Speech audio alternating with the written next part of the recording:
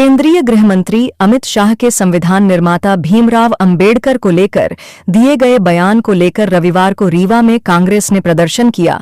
पूर्व मंत्री कमलेश्वर पटेल के नेतृत्व में कांग्रेसी कार्यकर्ताओं और पदाधिकारियों ने रैली निकाली और जमकर नारेबाजी कर सरकार को संविधान विरोधी और अंबेडकर विरोधी बताया।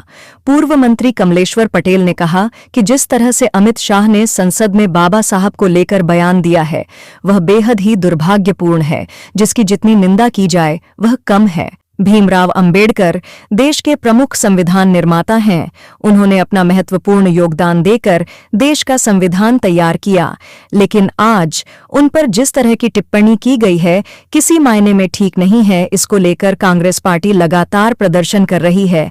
हम तब तक आंदोलन जारी रखेंगे जब तक सरकार और गृह मंत्री अपने इस बयान पर माफी नहीं मांग लेते। यहाँ पे आप लोग अम्बेडकर जी की प्रतिमा पर पुष्प अर्पित कर रहे हैं, क्या संदेश देना चाह रहे हैं? देखिए, भारतीय संविधान के जो रचयिता है, जिन्होंने भारतीय संविधान को लिखा और जिसके अनुरूप हमारा देश जिसके अनुसार चलता है, 18वीं लोकसभा का जो शीतकालीन सत्र आहूत था, उसमें जिस तरह से भारतीय जनता पार्टी के गृह मंत्री अमित शाह जी ने बाबा साहब अम्बेडकर जी को अपमानित करने का काम किया है, उसकी जितनी भर्त्सना की जाए, जितनी निंदा की जाए, कम है। नेता प्रतिपक्ष आदरणीय राहुल गांधी जी, राज्यसभा में नेता प्रतिपक्ष आदरणीय खड़गे जी, संबल के विषय पे, मणिपुर अडानी के विषय पे सत्र में चर्चा के लिए कई बार लोकसभा अध्यक्ष, राज्यसभा अध्यक्ष से निवेदन किया, पर इतने महत्वपूर्ण विषय पे चर्चा कराना उन्होंने उचित नहीं समझा। एक तरफ हम संविधान के 75वीं वर्षगांठ मना रहे हैं। इंडिया अलायंस के सारे लोगों ने रिक्वेस्ट किया कि 75वीं वर्षगांठ संविधान के इस पे सदन में चर्चा होना चाहिए, संविधान हमारा क्या कहता है। और जितने वक्ताओं ने भी बोला, पहली बात तो सुनने को तैयार नहीं है, और जितने वक्ताओं ने बात रखी उसमें ज़्यादातर हमारे जो सांसद थे, जो इंडिया अलायंस के लोग थे, उन्होंने जो संविधान हमारा क्या कहता है और उसके अनुरूप चलने की बात कही।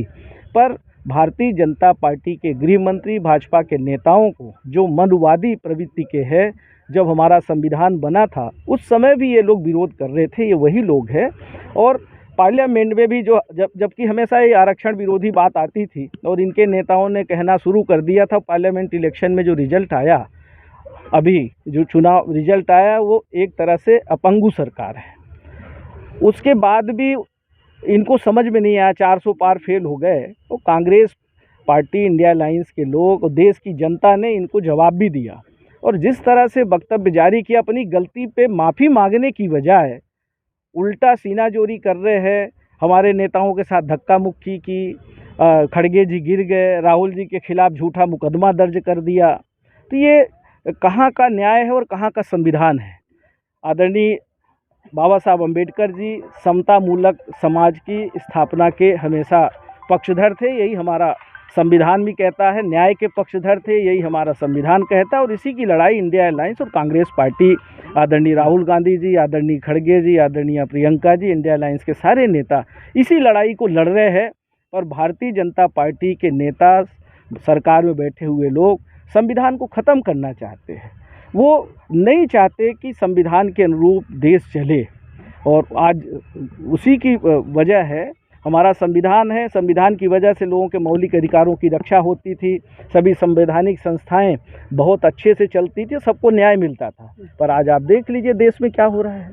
और इसी के विरोध में कांग्रेस पार्टी पूरे देश में आज सभी जिला मुख्यालयों में प्रेस कॉन्फ्रेंस भी कर रही है, और बाबा साहब के सम्मान में मार्च भी पूरे देश में हर जिला मुख्यालयों में 22, 23, 24 के बीच में निकाला जाना है। अभी 26, 27 को CWC की मीटिंग है बेलगाम में, जहां गांधी जी को 100 वर्ष कांग्रेस पार्टी का अध्यक्ष बने हुए होने वाला है। उसके उपलक्ष्य में वहां CWC की मीटिंग और एक विशाल आम सभा है।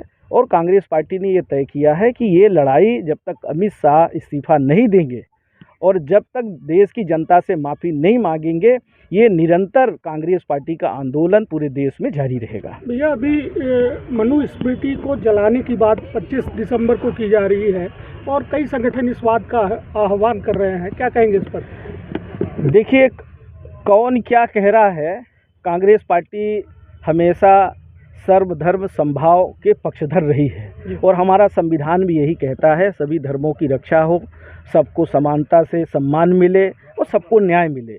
कांग्रेस पार्टी इस तरह के बातों में नहीं आती है। हमारा तो सीधे सीधे कांग्रेस पार्टी का एक ही उद्देश्य है कि हमारा संविधान सुरक्षित रहे और बाबा साहब का जो अपमान अमित शाह जी ने किया है, भारतीय जनता पार्टी के नेता कर रहे हैं, वो देश से माफ़ी मांगे अमित शाह जी और अपने गृह मंत्री पद से इस्तीफा दें।